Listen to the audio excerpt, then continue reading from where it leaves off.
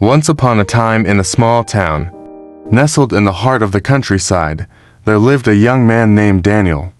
He was known for his unruly brown hair and his bright blue eyes, which usually sparkled with joy. But on this particular day, those eyes were clouded with sadness and frustration. He had just had a heated argument with his girlfriend, Emily. They had exchanged hurtful words that cut deep into their hearts. As the sun dipped below the horizon, painting the sky in hues of orange and pink, Daniel found himself on the side of a desolate road, his thumb out, hoping for a ride. He had never hitchhiked before, but he knew he had to put some distance between himself and Emily to cool off.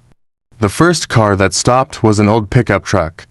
A kind-hearted farmer with a scraggly beard and a warm smile offered him a ride. Daniel jumped into the passenger seat and thanked the stranger. The farmer introduced himself as Hank and began to talk about the fields and the farm he had worked on for decades. Daniel found solace in Hank's simple and honest conversation. But as they drove further into the night, the atmosphere turned eerie. The moon was full and bathed the road in a pale, ghostly light. The trees on both sides of the road stretched their gnarled branches towards the heavens, casting long, skeletal shadows.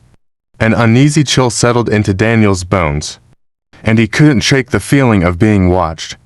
Hank seemed to sense the change in the air and fell silent, gripping the steering wheel tightly. The road ahead seemed to stretch endlessly into the darkness, and the only sounds were the whispering wind and the occasional hoot of an owl.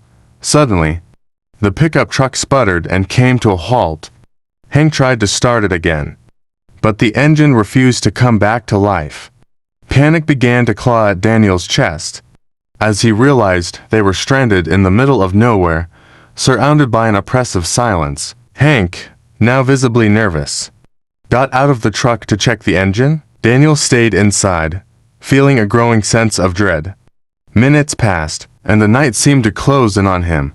It was then that he heard a faint, eerie humming sound coming from the nearby woods. The hairs on his neck stood on end as he strained to listen, and the humming grew louder and closer.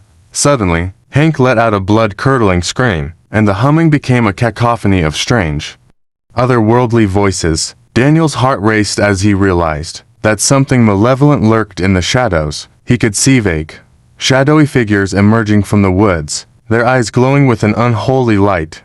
Terrified, he bolted from the truck and ran down the road, leaving Hank behind. The voices and the eerie humming echoed in his ears as he sprinted, never looking back.